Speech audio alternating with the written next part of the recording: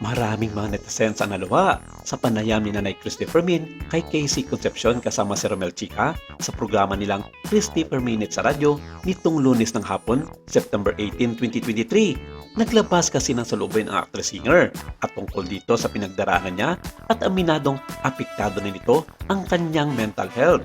Binanggit na Nanay Christy na hindi niya makakalimutan at napaiyak sa payag na iyon ni Casey Concepcion na ang gusto lang sana nito na bigyan naman siya ng konting respeto bilang panganay at hindi porket galing siya sa isang broken family ang pagtrato daw sa kanya ay mas masahol pa sa aso na pinabayaan at niligaw ng isang amo kung saan-saan lang.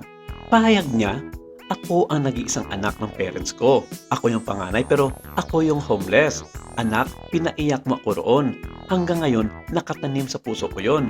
Gaano katindi ang emosyon ng isang anak na tulad mo? Oo, nag-iisa kang anak.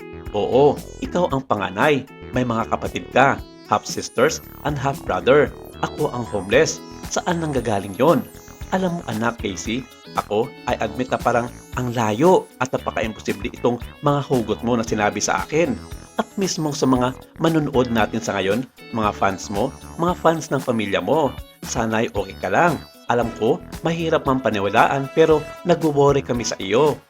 Habang nakikinig si Casey sa sinabi ni Nanay Christy, ay halatang pigil nito ang pagpatak ng luha at pinipilit ng umiti. Ang kanyang mga naging kasagutan kay Manay Christy, parang ano po, ang ibig ko sabihin sa ganung word, nasa gitna po lagi ang katulad ko. Kahit po tanggap kayo ng dalawang families, close naman po ako sa families ng mami ko at ng papa ko. I think marami pong makaka-relate sa akin ng mga only child na naghiwalay na parents. Mahirap po, wala naman may kasalanan, sadyang iba pa rin po yung pakiramdam na lumaki ka from beginning to end na parang buo ang family na umpisa pa lang, yun na. Pagpapatuloy pa ni Casey, like kapag kasama ko po yung mga pinsan ko sa Cuneta side, ganun na po yung nararamdaman ko na may connect sa childhood mo na parang kayo to. And mahal na mahal ko naman po yung families ko. Pero meron at meron pa rin complication sa family. Pero I'm very grateful naman po. Hindi naman para sabihin hindi ka grateful. Of course, napaka-thankful ko po na tanggap ako ng both families.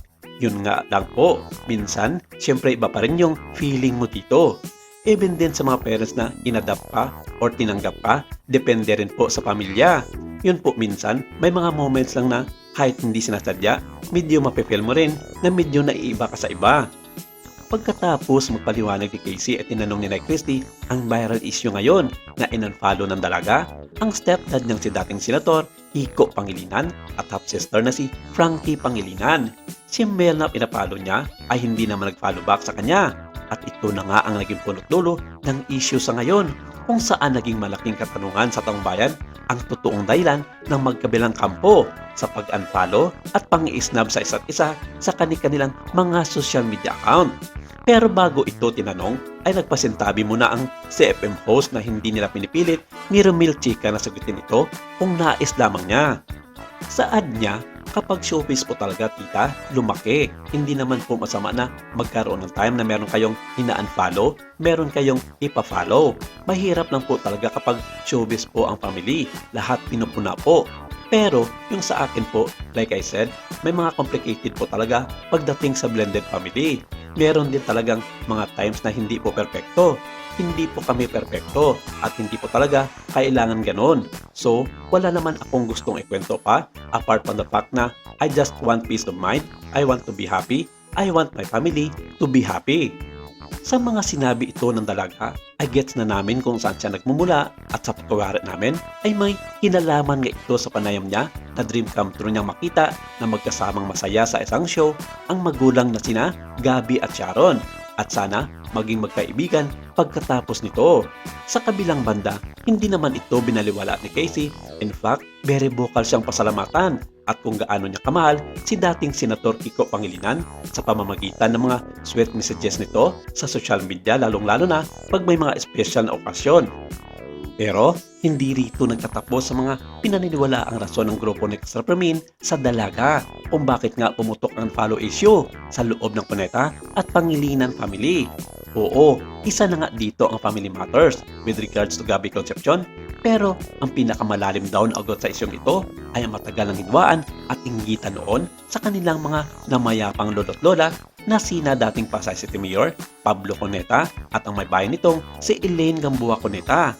At kung matatandaan, naging paboritong apo si Casey ng dalawang matanda sa lahat ng mga naging apo nito, kabilang na dito sa asawa ni Megastar na si Kiko Pangilinan na sina Kaki, Miel at Miguel.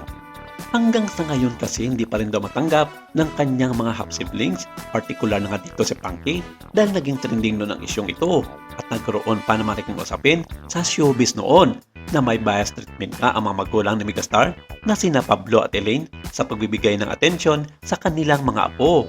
Ito yung mga bagay na nasaktan ang anak ni Sharon na si Kaki sa mga naglabasang balita noon kung saan ito yung simula ng isyo kung bakit nagkaroon ng paghambing at pagkukumpara sa kanila ni Casey Concepcion. Mas lumaki ang isyu nito nang makisawsaw nga ang kanilang inang si Sharon kung saan naging obvious ang kanyang trato sa kanyang anak kay Kiko na si Kaki kumpara sa anak niya kay Gabby na si Casey Concepcion. Maraming salamat! Ito lang muna ang ating update for today.